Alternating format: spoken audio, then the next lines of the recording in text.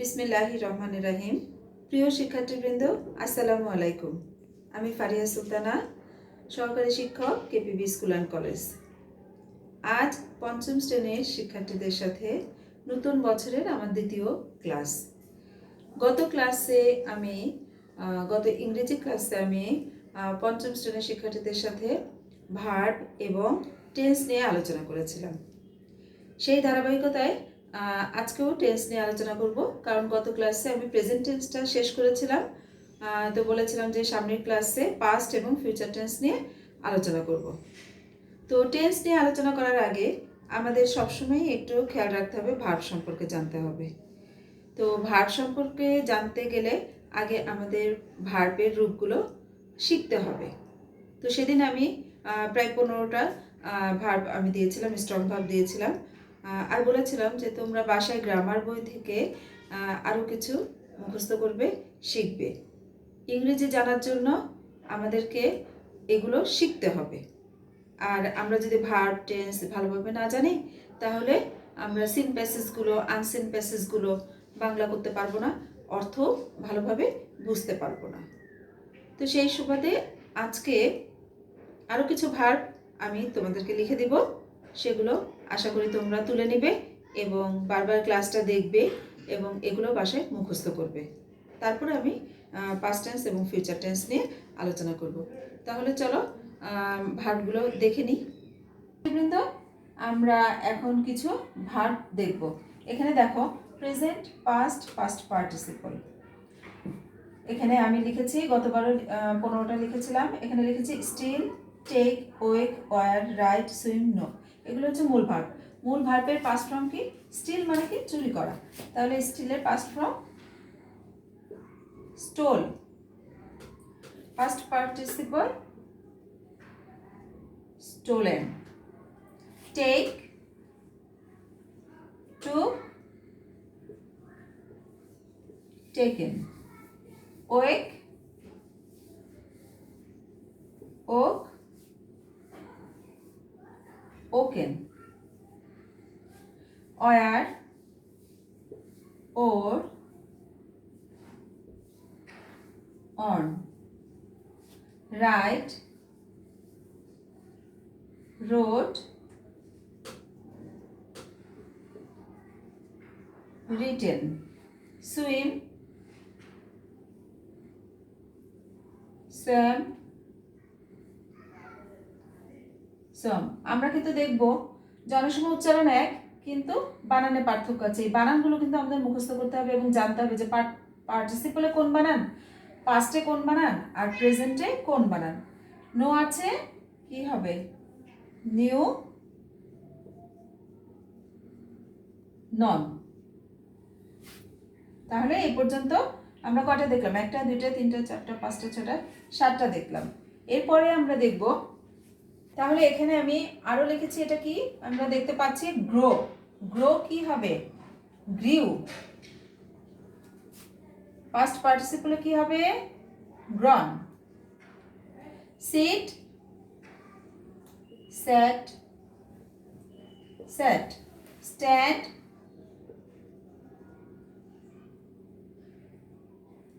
stood,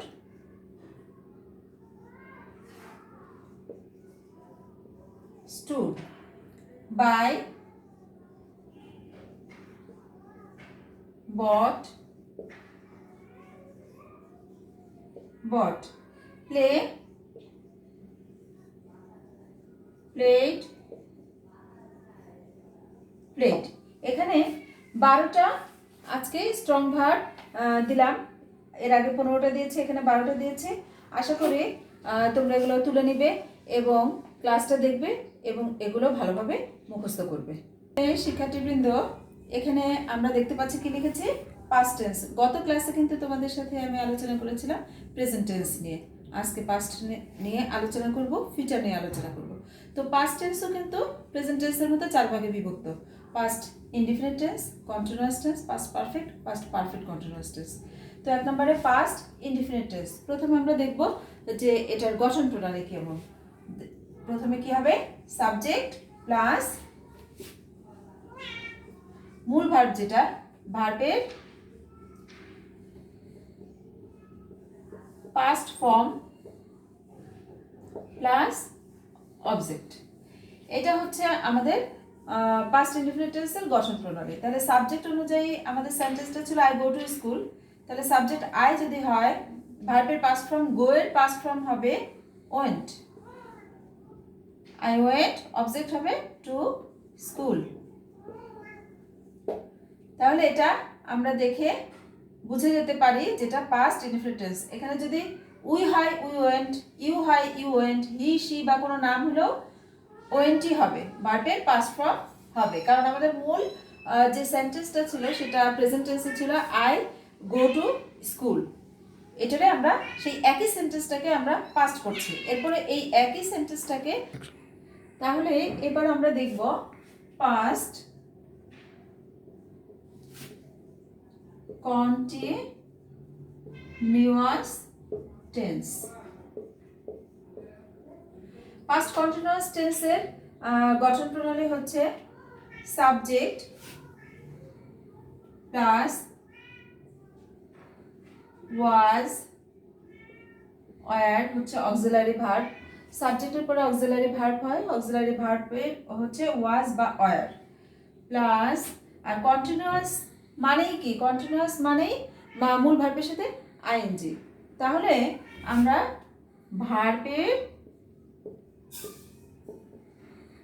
ভার্বের সাথে ING plus object. তো সেই মূল সেন্টেন্স আমরা গত ক্লাসে আমরা মূল সাবজেক্ট ওয়াজ ওয়ার প্লাস ভার্বের সাথে আইএনজি প্লাস অবজেক্ট। তাহলে আমাদের মূল সেন্টেন্সটা ছিল যেটা আই গো টু স্কুল।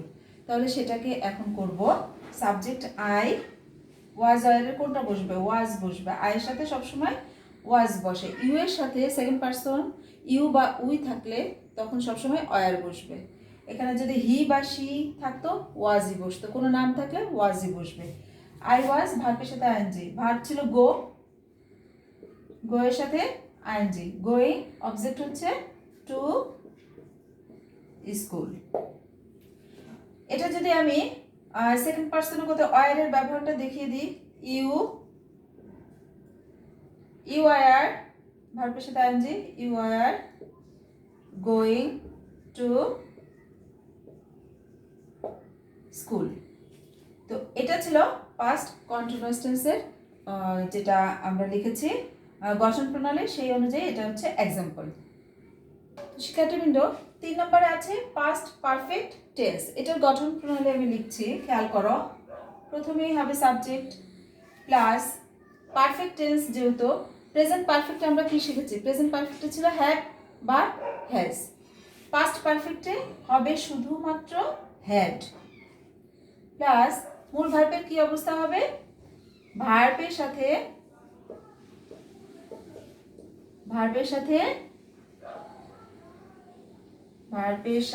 হবে পাস্ট পার্টিসিপল। যেহেতু পারফেক্ট টেন্স সেহেতু পাস্ট আমি সংক্ষেপে লিখলাম, পাস্ট পার্টিসিপল হবে আর লাস্টে অবজেক্ট। এখন আমরা এক্সাম্পলে আসি। সাবজেক্ট আমি একটু হি দিয়ে করি। হি হ্যাড, ভার্বের পাস্ট পার্টিসিপল গো ছিল মূল ভার্ব, তাহলে past participle gone, he had gone, object to school. আমাদের কিন্তু এই যে এটা করছি, এটা কিন্তু তোমাদেরকে বুঝতে হবে যে আমাদের মেন সেন্টেন্সটা কোনটা ছিল। আমি এক্সাম্পল হিসেবে একটা সেন্টেন্স নিয়েছি, সেই একটা সেন্টেন্সকে আমি প্রেজেন্ট পাস্ট ফিউচারে বারবার ব্যবহার করছি, বিভিন্ন প্রকারে বিভিন্ন রূপ বদল হয়ে এটা ব্যবহার আমি দেখাচ্ছি, কিন্তু সেন্টেন্স কিন্তু একটাই আমি নিয়েছি, I go to school. I go to স্কুলকে বিভিন্ন টেন্সের প্রকারভেদে এটা কিন্তু রূপ চেঞ্জ হচ্ছে, বিভিন্ন রূপ হচ্ছে। তাহলে এখানে দেখো সাবজেক্ট হ্যাড, ভার্বের পাস্ট পার্টিসিপল, অবজেক্ট। সেই হিসাবে he had gone to school, she থাকলে she had gone to school, I থাকলে I had gone to school, you থাকলে you had gone to school. এখানে সাবজেক্ট যেটাই থাকুক অক্সিলারি ভার্ব হ্যাডই বসবে, এটার আর কোনো চেঞ্জ নাই। তাহলে past perfect continuous tense past perfect continuous tense, এখানে আমরা খেয়াল করব হু সাবজেক্ট অক্সিলারি ভার্ব কি হবে, এখানে হ্যাড আছে, এখানে হবে হ্যাড বিন। আমরা কিন্তু একটা মিল খুঁজে পাই, যখনই পারফেক্ট কন্টিনিউয়াস আসে তখনই আমরা অক্সিলারি ভার্বে বিন দেখতে পাই। হ্যাভ বিন হ্যাজ বিন ছিল প্রেজেন্ট পারফেক্টে, পাস্ট পারফেক্টে এসেছে হ্যাড বিন। প্লাস ভার্বের কি হবে, যেহেতু কন্টিনিউয়াস তাহলে ভার্বের সাথে আইএনজি প্লাস অবজেক্ট। তো এই সূত্র ধরে আমি করি, সাবজেক্ট নিই শি হ্যাড বিন, ভার্বের সাথে আইএনজি, গো ছিল মূল ভার্ব, আইএনজি লাগাই দিই গোয়িং টু স্কুল। এটা শেষ হয়ে গেল আমাদের past perfect continuous tense. Past টেন্সের 4 প্রকার এখানে দেখানো শেষ হয়ে গেল। কিন্তু এখন আমরা দেখব ফিউচার টেন্স। ফিউচার টেন্সও 4 ভাগে বিভক্ত, indefinite, continuous, perfect, perfect continuous. তো তার যে কিভাবে আমরা এগুলো তৈরি করতে পারি, গঠন প্রণালী কি, সেটা এবার আমরা একটু দেখি। প্রথমেই আছে future in definite tense। Future indefinite টেন্সের গঠন প্রণালী হচ্ছে সাবজেক্ট প্লাস শ্যাল বা উইল হচ্ছে অক্সিলারি ভার্ব, এটা শ্যাল বা উইল বসবে, আর মূল যে ভার্ব থাকবে সেন্টেন্সের, মূল ভার্বের present form, present form plus object. এটা হচ্ছে আমাদের কি যেটা গঠন প্রণালী সেটা। তাহলে এখানে এটা হচ্ছে গঠন প্রণালী। আমরা সেই যে আমাদের একটা সেন্টেন্স আছে আই গো টু স্কুল, সেই হিসেবে সাবজেক্ট আই নিই, আয়ের সাথে কি বসবে শ্যাল,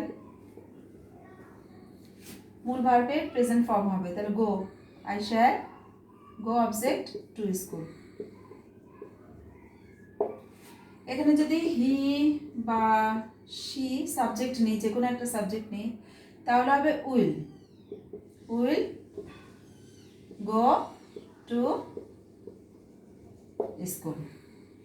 এটা হচ্ছে ফিউচার ইনডিফিনিট টেন্স। এরপরে দ্বিতীয়তে আমরা ফিউচার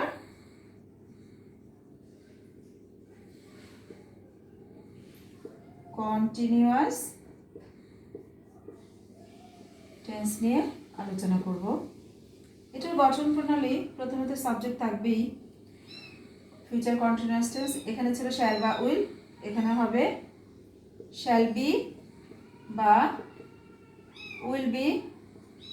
ভার্বের এখানে ছিল প্রেজেন্ট ফর্ম, যেহেতু কন্টিনিউয়াস সেহেতু ভার্বের সাথে কি হবে, কন্টিনিউয়াস হলেই আইএনজি প্লাস অবজেক্ট।